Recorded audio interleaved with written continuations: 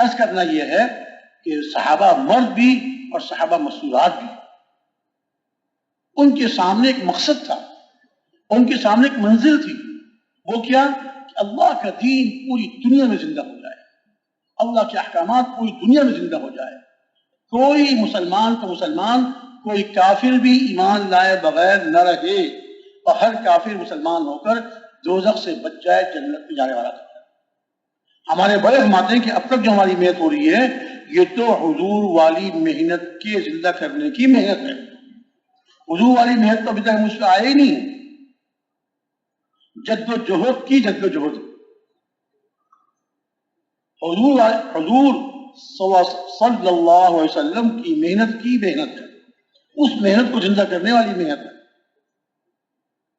کہ مسلمان اپنے اس مقصد پر آ جائے، مسلمان اپنے اس اصلی کام پر آ جائے. آج جو ہم دنیا کی چیزوں میں، دنیا کے مشاغل میں اتنے پھنس گئے کہ ہمیں اس کا احساس بھی نہیں رہا، ہمارے دلوں سے اس کا احساس بھی ختم ہو گیا کہ ہم کس لیے دنیا بھیجے گئے تھے، ہمارا مقصد کیا ہے. دنیا کمانا، بال بچوں کو پالنا، ان کے دنیا کا خیال کرنا، یہ تو کوئی ہمارا مقصد نہیں ہے. یہ تو دنیا کی ضرورتیں ہیں. اور پھر اس میں مسلمان کافر میں کیا فرق ہے؟ کافر بھی اپنے گھر والوں کا خیال کرتے ہیں، وہ بھی کاروبار کرتے ہیں. اور تو اور نیچے چلے جائیے، انسانوں کے بھی اور جانوروں کیا فرق ہے؟ مرغی بھی اپنے چوزوں کو پالتی ہے، کبھی چیل جھپٹتی ہے تو کیسی شیرنی کی طرح پر پھیلا کر چیل پہ جھپٹتی ہے اپنے چوزوں کو بچانے کے لیے. بلی اپنے بچے کو پالتی ہے. بلی کے بچے ہوں، کوئی بچے کے اس کے بچے کو ہاتھ لگائے، ایسی بلی دھڑکتی ہے.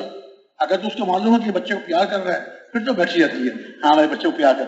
اگر اس کو یہ معلوم ہو کہ میرے بچے کو پکڑنے کے لیے، یا اس کو پھر دیکھیے بلی کو کیسے سخت بن جاتی ہے، شیرنی بن جاتی ہے. یہ تو جانور ہی پالتے. چڑیا اپنے گھونسلے میں معصوم انڈے سے بچہ نکلتا ہے، بالکل ایک گوشت کا لوتھڑا ہوتا ہے، کیسے چڑیا اس کے منہ میں لا کے دانے ڈالتے ہیں، شروع میں نرم نرم غذا لا کے ڈالتے ہیں، سب پالتے ہیں. اس میں انسان اور مسلمانوں کیا فرق ہے؟ اللہ تعالیٰ نے ہم کو بہت بڑا اعزاز نصیب فرمایا، بہت بڑی شرافت نصیب فرمائی. اللہ تعالیٰ ہم سب کو اور پوری امت کو اس کی قدر کرنے کی توفیق عطا فرمائے.